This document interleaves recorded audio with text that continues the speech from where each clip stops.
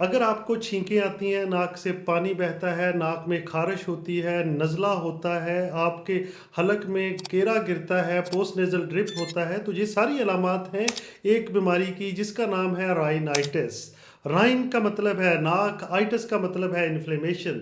तो ये बेसिकली होती है नाक की अंदरूनी झिल्ली की इन्फ्लेमेशन, नाक की अंदरूनी झिल्ली की सोजश, जो आप में ये सारी अलामात पैदा करती है। अब हम जानने की कोशिश करते हैं कि इसकी वजूहात क्या हैं और कौन कौन सी बीमारियां इसके साथ जुड़ी हुई हैं। राइनाइटिस या नाक की अंदरूनी झिल्ली की सोजश के साथ जो बीमारियां जुड़ी हुई हैं वो हैं आँखों में पानी का आना, आँखों में खारिश होना, आँखों का सुर्ख होना। इसके अलावा साइनसाइटिस, साइनस साइनस आप समझ जाएंगे।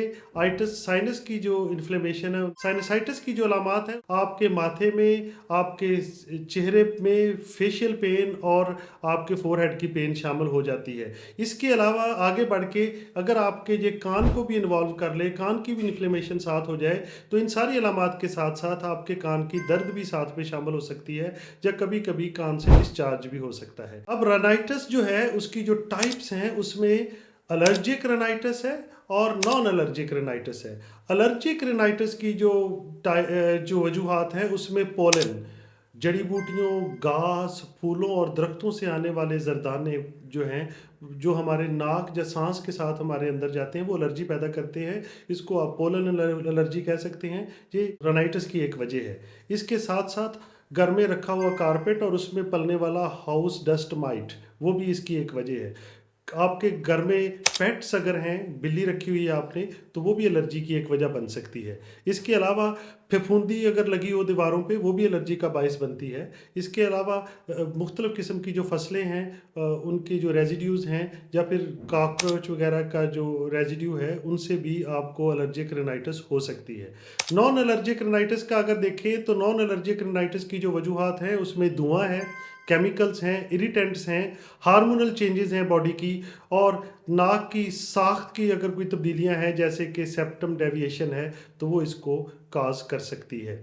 रेनाइटिस जो एलर्जिक है वो सीजनल एलर्जिक रेनाइटिस या हे फीवर हो सकती है, या प्रीनियल रेनाइटिस हो सकती है जो कि सारा साल रहती है। ये वजूहात पे डिपेंड करता है। अगर तो वजूहात आर्जी हैं तो रेनाइटिस जो है वो सीजनल हो सकती है, जैसे पोलन आर्जी होते हैं फिर ख़त्म हो जाते हैं। अगर वजूहात जो हैं वो सारा साल रहने वाली हैं, जैसे हाउस डस्ट माइट, घर में कारपेट और बिल्ली रखी हुई है, तो रेनाइटिस प्रीनियल भी हो सकती है।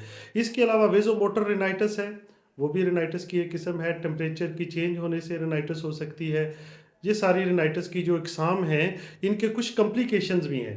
जो कॉम्प्लिकेशंस की बात करें तो पॉलिप्स हो सकते हैं। जो पॉलिप्स हैं वो नेज़ल पॉलिप्स, नाक के अंदर भी पॉलिप्स बन सकते हैं और साइनस के अंदर भी पॉलिप्स बन सकते हैं।